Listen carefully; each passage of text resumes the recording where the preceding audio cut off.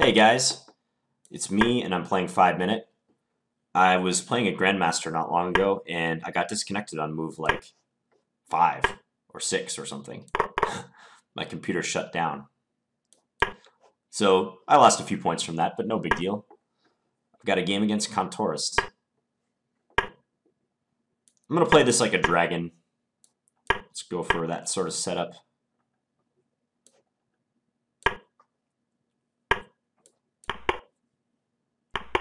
Now, my development is great, but what to do from here?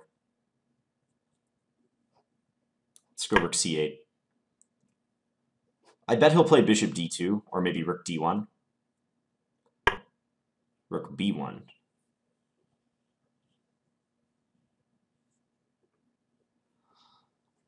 I could play bishop e6 and try to route my knight to d7. Let's do that. Because I really want to get the knight to e7 in this position.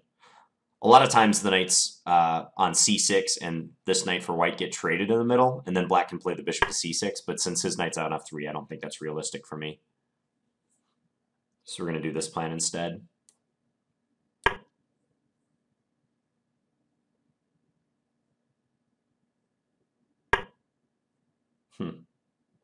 This allows me to go knight d4. I am going to take that opportunity.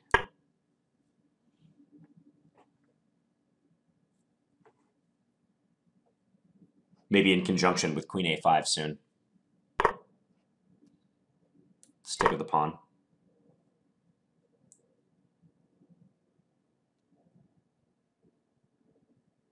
If I play queen a5, I'd be threatening queen takes c3 and knight takes e2. But he'll surely defend against that threat, so I don't think I'll be able to exploit that.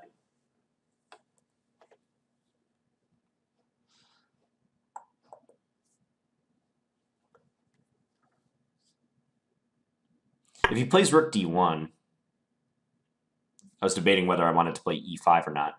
So he plays that move instead.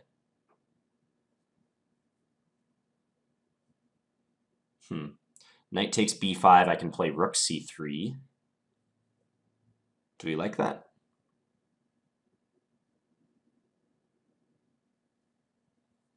I could also play knight takes e2 check. Knight takes e2, queen takes e2, a6.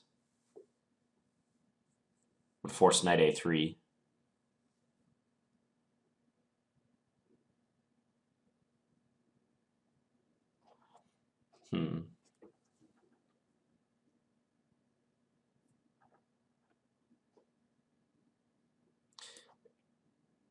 I think I like this move best of all. I want to pressure f2. So I'm going to see if he'll take me on d4. So then I can do bishop takes d4, queen to g3, and maybe knight f6. So he does that instead.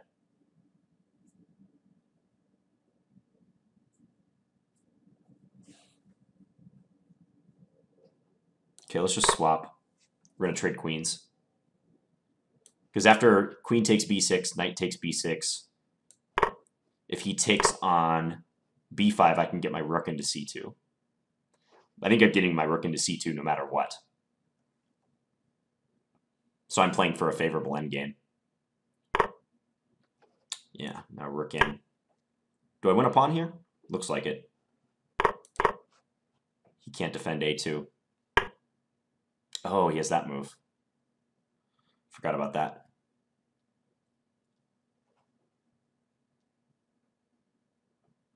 Should I be super bold and bring my king up to e5? It's unfortunate he has that move.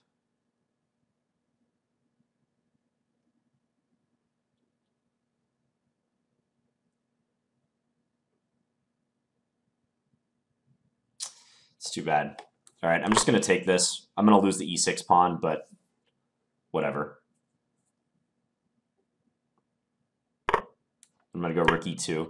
One trick is that if he goes rook b to e1, I have rook takes f2. This rook takes f2. So I would expect him to play f3. Let's bring the king up now.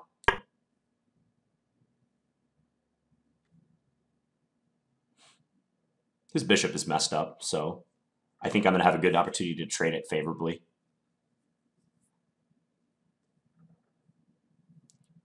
Yeah, if bishop d5 or c4, I'm going to take it and try to attack whichever pawn ends up on d5 or c4. Yeah, let's take it and play rook c8.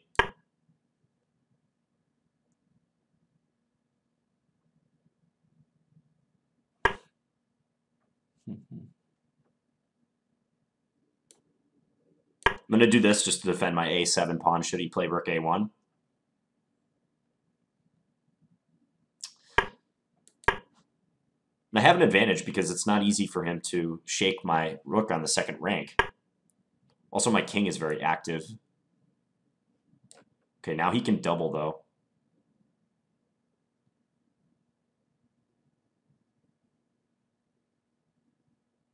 Still, I think I should do this.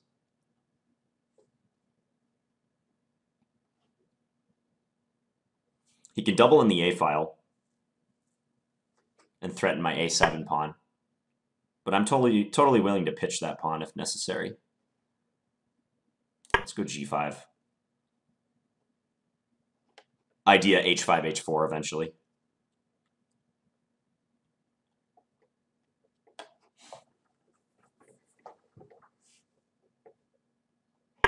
That's also nice because, okay, against this, just got to figure out what to do. Let's go e6. My king is nice here. I want to do that so that when he takes, he's not going to hit my e7 pawn.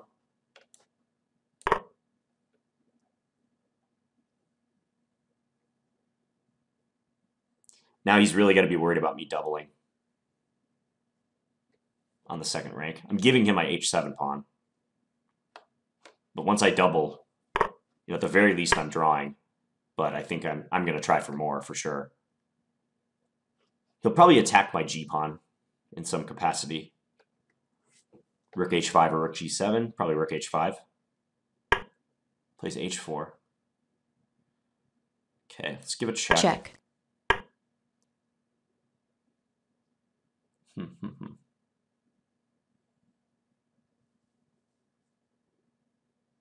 Let's give Check. another check.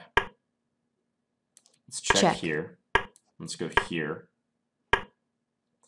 And then let's check again on this square and then take the g3 pawn.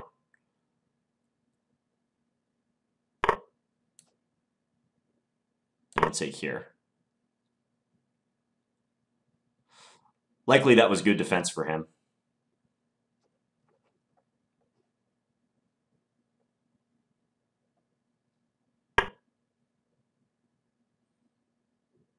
Let's do this.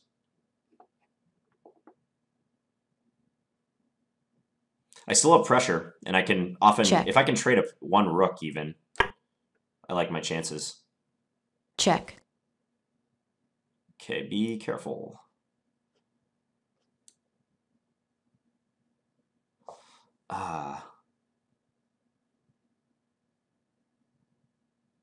Be careful, John. Let's go here. This is really tricky. Okay, I'm going to avoid rook g8. I don't want that to happen. Check. Check.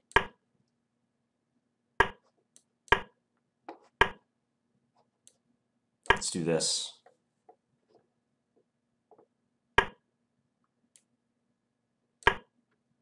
Check. Okay, he's going endgame mode.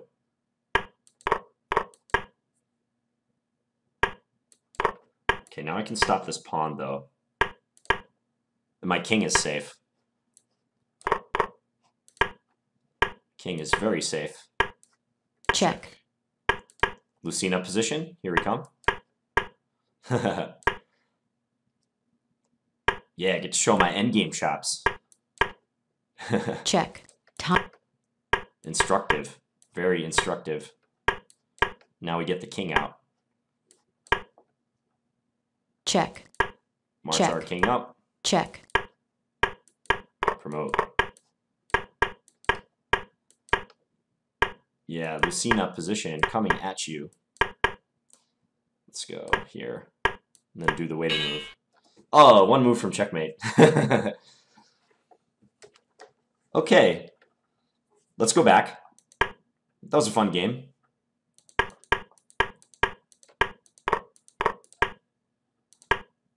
So it was a queen takes d4 line in the open Sicilian, turned into a Meraxi bind, basically. What's interesting about this setup, I probably wasn't explaining the typical plan for black in the best way. So very often in these positions, there is a white knight on d4, white's queen is on d1, and white has like a bishop on e3. Okay, and at that point, the typical freeing plan for black is to trade the knights on d4 and then put this bishop on c6. Because the thing about black's setup, and I've seen this often from the white side because I have way more experience in this line from the white side, this Meraxi bind, is that black has like one too many minor pieces. These two pieces especially have a hard time coordinating together, and this knight in particular really wants to get to d7. So that's why the trade of knights and the bishop coming to c6 is so useful for black. It removes some of the congestion in this position. So in this current setup, my lack of experience in this line is sort of showing because it wasn't immediately clear to me how I should play.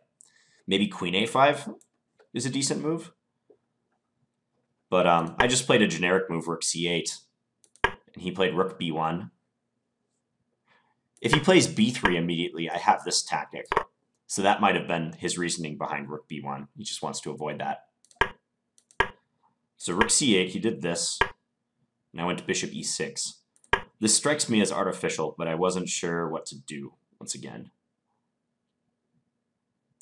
Knight a5 doesn't look that great. I mean, I could play a6 perhaps, but the chances of me getting b5 in are not high. So let's just check what the engine suggests. It says queen a5, okay. With queen a5, what happens if bishop d2? Queen c5, offer a trade. Yeah, white maintains an edge. Let's turn this off. So I went bishop e6. He went b3. Knight d7. I don't think he should have gone for my bishop on e6. Because as you saw, that capture seemed to strengthen my influence on the center. I think he should just play bishop b2. And I was going to post the knight on c5.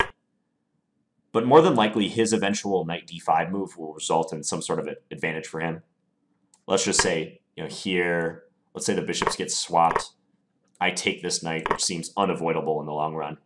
In these situations, it's usually best for white to take with the e-pawn and put long-term pressure on the pawn on e7. There's a game in the 2013 World Championship, actually, between Carlsen and Anand, where this scenario happened with colors reversed, and Carlsen was white, and he had a pawn on e2, and Anand was able to apply pressure to it, even could have applied more pressure than what occurred in that game. I think that was game... What game was that? 3, I want to say? One of the earlier games. But anyways, I think he should have done that. I was not overly impressed by the knight g5 move, because that allows me into d4. I don't think I missed any tactics. Knight b5. I did pause for a while here. How much time did I spend on this move? Yeah, almost a minute. Probably too long, but there's options. I can take on b5 or e2, so I've got 2 forcing moves to consider, and also moves just defending the knight or trying to do something else. I wonder which one the engine prefers.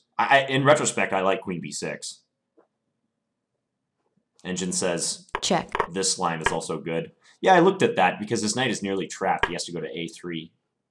Okay, some approach with knight c5. Good position for black, it seems. Yeah, because his knight is misplaced.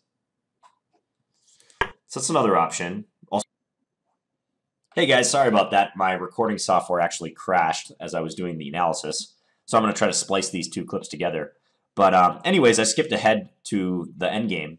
And I just wanted to go through a couple points briefly about this rook endgame. Because this is a win for black, but I did not play it in the best way. You can see that we were both pretty low on time, so that's my excuse. What do you guys think is the easiest way for black to win this position? What's the way that will give him very little counterplay? Black to move. If you said rook g7, you are correct. I think this is the best way to do it. So just cut off his king. Then his king is not close enough to my pawn to really hassle me, and I can focus on escorting the pawn up the board with my king. But as played, I just started moving the king up, and this was still winning. Check. But I had to demonstrate some knowledge of the Lucena position that I was referring to, also known as the bridge position. And basically, the Lucena position is just a position where the side with the extra pawn can win, and it's characterized by having the king in front of the pawn. So Check. when you get in, basically this situation. So black wants to win by getting the king out and then promoting the pawn. Hopefully win white's rook in the process. But they can't do it right away because after king g2, and if we bring the king out, he has all these annoying checks, right? And we don't want to get too far away from our pawn because if that happens, white can just come back and monitor the pawn. So what black has to do is build the bridge. And the best way to do it here, I actually played rook f5 immediately, but I should have played check. Check. If I had thought about this for a half second more, I'm sure I would have played this. And he's in trouble now because if he wants to stay close to my pawn with king f3, I can just slide my king over, and I'm threatening to promote next move. And if he takes my pawn, I have rook f8 check, king e3 here, winning his rook in the game. So after this check, he would have been forced to go to the h-file, let's say king h2. And now I put the rook on g5. For black, it's crucial to use the 5th rank. If white were the one with the extra pawn trying to promote, they'd be using the 4th rank. And that's like the perfect square because it's out of range of white's king, but it still allows me to eventually interpose with the rook, which is the whole idea of this rook lift. So for instance, let's say white plays a waiting move like rook e8. Black can bring the king out, and we're threatening to promote at all times, so white's defense is kind of forced. He must give check. Check. Now here's the position where a lot of people mess the method up. So as black, you want to go either here or here with your king. No other move is good. So let's say we choose f3. He can give us another check, but then we go to e4. We're still threatening to promote, so he's got a check. And now rook e5. And black has built the bridge, which I've told my students this before, but I don't know why they call this the bridge position, because to me this looks more like a barrier than a bridge. But black lines everything up on the file, and you can see the importance of that initial check that black gave on g8 way back here. Because if that check had not been played, the white king is close enough. Let's say it was on g2. It'd be close enough to go and win the pawn now. But as it stands, he's one square too far. So the way I did it, though, when we got this position, I did not play rook g8. I played rook f5 just kind of instinctively because I forgot to check. But it's still a win. It's just that, let's say he had played rook e8. I would have had to move rook g5 check now. Check. Which actually might complicate things because if here, king f1 and then take. Yeah, actually this is a draw at this point because if check, he can go like here or here and attack my rook. So I didn't do it in the best possible way. It's still a win for black, but I would have had to like probably move my rook back and check him or found an alternative way. Like an alternative way actually would have been something like, let's say here, rook d5, cover the d file, then move my king, then promote. So he did this though, and then I brought my king out. He went here. Yeah, he actually should have checked me now. Check. And you see the problem, right? Because if this, check, here, check again, here, and check. If I block with my rook now as planned, his king is closer than it was when I was demonstrating the proper technique, and he draws. So even these basic endgames are easy to mess up, and I think it's a good illustration of why you really want to have it pretty much nailed down pat and practice many times, so that when you're in time pressure like this, you don't flub it like I do. Even though I know this technique and I've seen it like a million times, I still messed it up. So As it stands, though, it was kind of a moot point because after king d2, he went king g4, and I brought my rook down. Now my rook is helping to promote the pawn, and when he starts Check. checking me, I don't have to keep my king close to the pawn. I can just start moving my king Check. back, and eventually he's going to have to go here and give up his rook for the pawn, which is what he did. Oh yeah, there's one other point I wanted to make. I think, backing up just slightly, right here, after king d2, does anyone know what the best defense for white would be? You can pause your video. What is the best way for white to gain counterplay? Or is white doomed? Well, probably I would have not have asked you that question if white was doomed. But if you said rook to a6 is the best way of getting counterplay, give yourself a pat on the back. That's a nice move. So in these endings, it's they often partition the board into the short side and the long side. So the short side would be this side of the pawn. There's less squares that way. And the long side would be this side of the pawn. Okay, so you always want your king on the short side of the board and your rook on the long side of the board when you're trying to defend an ending like this, because that gives you maximum checking distance, meaning the distance between the white rook and the black king is greater than if white had played like this, for instance. So by playing rook a6, I actually think he's drawing this position because, yeah, he sets up these lateral checks. And I won't get into too much theory about why this is a draw, but just one illustrative variation is if e2, Check. rook a2 check, if I try to move my king up like this, he keeps checking me. And I don't think I have anything good because in order to escape the checks, I'd either have to come at his rook, after which he can swing it over and pick up this pawn. Or if I try to be tricky and go here, he just keeps checking me. Check. Yeah, and eventually there's nothing to be done. Check. If I go to the back rank, he can just check. Yeah, and even if this move, I think it's still a draw. Check. Yeah, just check. If the king ever crosses to the f file, then king f2 wins the pawn. So there's no way for me to get this done. If he does anything other than check, though, I might be able to play rook f1 and promote the pawn. So like if ever he plays, I don't know, rook a1, let's say, then rook f1 is winning. So if you're trying to defend this position, you're down the pawn, your opponent has your king cut off, and your opponent also has their king in front of the pawn. Just remember that your best defense is to go to the long side with your rook, keep your king on the short side, and try to administer side checks. I mean, he played the very natural move, rook d6 check, because as you can see, the time is getting super low once again. But now it's losing again, I believe, for him. Yeah. Although, he could actually still play this here. Is that any different, though? It's a little bit different, because now I can go rook here, perhaps. But I won't get into that. But anyways, that's just what I wanted to say about this rook endgame. If you have any questions about this particular rook endgame, please let me know. And hope you guys enjoyed this one. I'll be back with another video shortly, so talk to you guys later. Bye.